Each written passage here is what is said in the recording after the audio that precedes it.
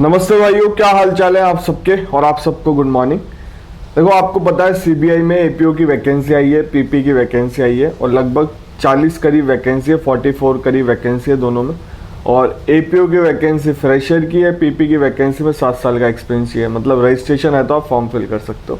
तो इसका सिलेबस क्या है, तो सिलेबस डिस्कस कर लेते हैं। बहुत मैसेज आ रहे हैं, बहुत कमेंट आ रहे हैं, तो आपका डाउट क्लियर कर देता हूँ मैं।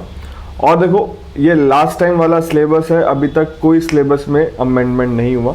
अगर कोई अमेंडमेंट होगा मैं आपको सूचना दे दूंगा। चैनल को सब्सक्राइब रखो, बेल आइकन दबा के रखो, ठीक है।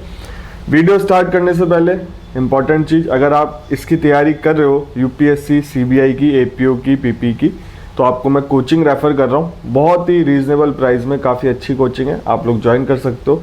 ये आरपीएससी जेएलओ की कोचिंग भी करा रहा है, क्योंकि अभी आरपीएससी जेएलओ में भी फॉर्म निकला हुआ है। ये हरियाणा एडीए की भी कोचिंग करा रहे हैं, बहुत ही रीजनेबल प्राइस में आप लोग ज्वाइन कर सकते हो। अगर डेमो क्लासेस देखनी है, डेमो क्लासेस देख लेना, आपको सही लगता है डेमो क्लासेस देखने के बाद तो ज्वाइन करो। मेरा नाम यूज़ करो, आपको और भी डिस्काउंट मिल जाएगा। इसमें आपको स्टडी मटेरियल भी मिल रहा है, टेस्ट सीरीज भी मिल रही है, रिकॉर्डेड क्लासेस भी मिल रही है और भी बहुत कुछ है। आप कोचिंग वालों से संपर्क कर लेना, कोचिंग वालों के नंबर डिस्क्रिप्शन बॉक्स में। अब बात करते हैं यूपीएससी की। मैंने आपको ये बता दिया स्टार्टिंग में, फॉर्म इसके अभी ओपन है। अगर आपने फॉर्म फिल नहीं करे तो फॉर्म फिल कर सकते हो। एपीओ की वैकेंसी फ्रेशर की है, पीपी की वैकेंसी एक्सपीरियंस वाली है, 7 साल का एक्सपीरियंस चाहिए, ठीक है।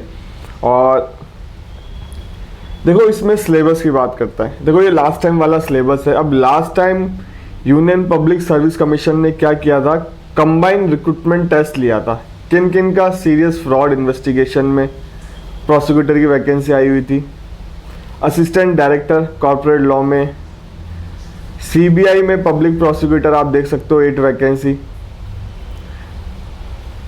Public prosecutor national investigation agency में, मतलब टोटल मिला के कॉमन पेपर हुआ था।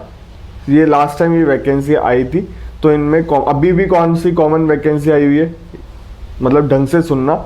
यूपीएससी में अभी कंपनी असिस्टेंट डायरेक्टर की वैकेंसी आई थी थोड़े टाइम पहले, जिसकी मैंने आपको अपडेट इस चैनल पे दी थी। अगर चैनल से जुड़ा होगा तो आपने फॉर्म फिल कर लिया होगा, वो भी फ्रेशर की जॉब थी। तो ऐसे अभी भी कॉमन पेपर हो सकता है, ठीक है। तो उन सब का आप तैयारी एक साथ कर सकते हो, तो कितनी बड़ी बात है। अगर आपने उसके फॉर्म फिल किए हैं, सीबीआई के भी फॉर्म फिल कर रहे हो, तो सबकी तैयारी एक साथ कर सकते हो। कॉमन पेपर हो सकता है। अब कॉमन पेपर में क्या है, देखो सिलेबस स्कीम क्या है। 2 घंटे का पेपर होगा, इक्वल मार्क्स कैरी करते हैं सब कुछ। इंग्लिश में होगा पेपर, आपके मन में जो डाउट रहता है, इंग्लिश में होगा पेपर। रॉन्ग आंसर पेनल्टी रहेगी 1/3। अब एग्जाम सेंटर देख सकते हो, अहमदाबाद, भोपाल, चेन्नई, दिल्ली, गुवाहाटी, जयपुर, जम्मू, कोची, कोलकाता, लखनऊ, बम्बई, नागपुर, पोर्ट ब्लेयर, रांची, विशाखापट्टनम, ये एग्जाम सेंटर है। अब सिलेबस क्या है, कॉन्स्टिट्यूशन ऑफ इंडिया है, इंडियन पीनल कोड है, इंडियन एविडेंस एक्ट है, इंडियन कॉन्ट्रैक्ट है, नेगोशिएबल इंस्ट्रूमेंट है, टीपी है, रजिस्ट्रेशन एक्ट है, सीपीसी है, बैंकिंग रेगुलेशन एक्ट है, लिमिटेशन एक्ट 1963 है, सीआरपीसी है, security exchange board of India act है, इन्फोर्समेंट सिक्योरिटी इंटरेस्ट एक्ट है 2002, मनी लॉन्ड्रिंग एक्ट है 2002, नेशनल इन्वेस्टिगेशन एक्ट है 2008, लिमिटेड लाइबिलिटी पार्टनरशिप एक्ट है 2008, company act 2013, insolvency bank corrupt code 2016 है, ठीक है। और इसमें देखो, जनरल ईडब्ल्यूएस वालों के लिए मिनिमम 50% मार्क्स हैं, ओबीसी वालों के लिए 45 है, एससी एसटी वालों के लिए 40 है, physical handicap, general EWS, OBC, SC ST वालों के लिए 40 है। अब ये एक सिलेबस है कॉमन। अब देखो, जब तक इस सिलेबस में कोई चेंज नहीं होता तो यही सिलेबस अपन मानेंगे। क्या चेंज होने की संभावना है, आपके नए क्रिमिनल लॉ ऐड हो सकते हैं। इसमें डाउट क्लियर कर रहा हूँ मैं आपके सारे, नए क्रिमिनल लॉ ऐड होने की पूरी संभावना है। जब भी कोई सिलेबस चेंज होके आएगा मैं आपको अपडेट कर दूंगा। अभी तक जिस टाइम मैं वीडियो बना रहा हूँ उस टाइम तक कोई नया सिलेबस नहीं आया। आपको पता है, रूल्स चेंज करने पड़ते हैं, सिलेबस आता है। लास्ट टाइम ये सिलेबस ही चेंज हुआ था, लास्ट टाइम नया सिलेबस आया था। ये पहले सिलेबस नहीं था, पहले और भी कम सिलेबस था। एपीओ का बहुत कम सिलेबस था। देखो, एपीओ का एग्जाम में केवल इन सब एग्जामों में सीबीआई एपीओ हो गई, पब्लिक प्रोसिक्यूटर हो गया, कंपनी असिस्टेंट डायरेक्टर वाले जो आपने फॉर्म फिल कर दिए होंगे, सब में कॉमन पेपर होने की पूरी संभावना है। क्रिमिनल लॉ, ये जो भी है क्रिमिनल लॉ CPC भी है इसमें, तो अधिकतर क्रिमिनल लॉ है। तो ना कोई जीके है, ना कोई इंग्लिश है, ना कोई हिंदी है, ना कोई रीजनिंग है, ना कोई मैथ्स है। ऐसा मौका आपको दोबारा नहीं मिलेगा। इसके साथ आप RPSC जेलों का ही फॉर्म फिल कर दो, आराम से इजीली तैयारी हो जाएगी, बहुत कम सिलेबस है। इसके साथ अगर हरियाणा ED का भी फॉर्म फिल कर रखा है तो उसकी तैयारी कर लो, उसमें जीके आती है। उसमें जीके जो है वो आपको देखो, उसमें प्री में पूरा ही जीके डाल दिया, उसका सिलेबस पूरा ही चेंज कर दिया।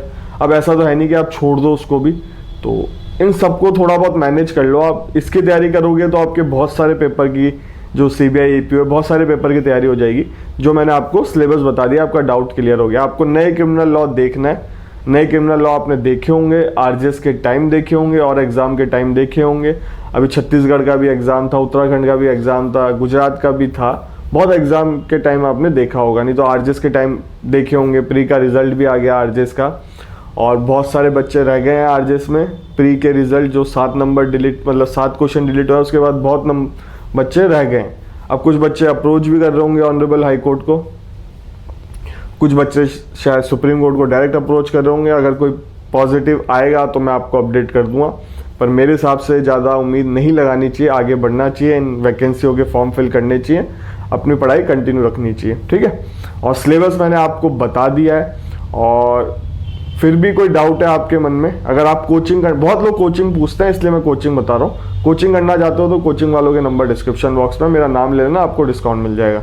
और भी कोई मन में डाउट हो, आप देखो, कल मैंने यूपी एक चीज़ बताई थी आपको, मतलब कुछ बच्चे सच में मेरे को समझ नहीं आता या पता नहीं क्या है। आप एक एडवोकेट हो और UPSC का ऑफिशियल नोटिफिकेशन आया है, रूल्स अमेंड हुए हैं, ठीक है। अब बच्चों, मैंने कल यूपी का वीडियो डाला एक कि यूपी सिविल जज ऑफिशियल नोटिफिकेशन न्यू रूल, ये लिखा हुआ है, थंबनेल में भी लिखा हुआ है, टाइटल में भी लिखा हुआ है। अब सब बच्चे, सारी वैकेंसी तो है नहीं, अरे मैंने रूल्स की बात बोली है, नया रूल आया है। ये 4-5 दिन पहले मैं आपको ऑलरेडी अपने इंस्टाग्राम के चैनल पे अपलोड कर चुका हूँ। तो ये अमेंड हुए हैं रूल आपके, तो ये अच्छी बात है आपके लिए, आपकी नई वैकेंसी आने की पूरी संभावना बन रही है। तो कुछ 1-2 बच्चे थे तो उनको थोड़ा क्या ही बोले, चलो ठीक है। और एक मैडम ने बोला, सर आप इंस्टाग्राम क्यों प्रमोट करते हो? मैं किसी को इंस्टाग्राम, मैं कौन होता हूँ इंस्टाग्राम को प्रमोट करने वाला? हर किसी के फ़ोन में आपको इंस्टाग्राम मिल जाएगा। बट मैंने वहाँ एक चैनल बना रखा है, वहाँ पे मैं कुछ चीज़ें शेयर करता हूँ, तो मैं बता रहा हूँ यूट्यूब चैनल पे। इंस्टाग्राम को प्रमोट, मतलब मेरे प्रमोशन से कोई फ़र्क नहीं पड़ता इंस्टाग्राम को, तो वो ऑलरेडी बहुत ज़्यादा प्रमोटेड है। मैं प्रमोट नहीं कर रहा, बट मेरा चैनल है इंस्टाग्राम पे, कुछ चीज़ें मैं उस पर शेयर करता हूँ। आप मुझे इंस्टाग्राम पे ही अप्रोच कर सकते हो। ना मेरा कोई टेलीग्राम चैनल है, ना कोई मेरा व्हाट्सएप ग्रुप है, कुछ भी नहीं है, केवल इंस्टाग्राम है जो साइड में आ रहा है। आप वहाँ हाई लो लिख देना, मैं आपको ये भी नहीं कह रहा कि मुझे फॉलो कर लो, ठीक है। हाई लो लिख देना, मैं आपका रिप्लाई कर दूंगा क्वेश्चन का जो भी होगा, और जो क्वेश्चन है उसको लिख के चल जाना, ठीक है। और इंस्टाग्राम का जो चैनल है उसमें मैं चीज़ें शेयर कर देता हूँ, जल्द से जल्द जैसे कुछ आता है मैं शेयर कर देता हूँ, इसलिए आपको बता रहा था। बाकी आपकी मर्जी, आप फॉलो करना चाहते हो नहीं करना चाहते आपके ऊपर है, ठीक है। वीडियो अच्छा लगा हो तो लाइक करना, चैनल को सब्सक्राइब कर लो। आपसे मिलेंगे अगले वीडियो में।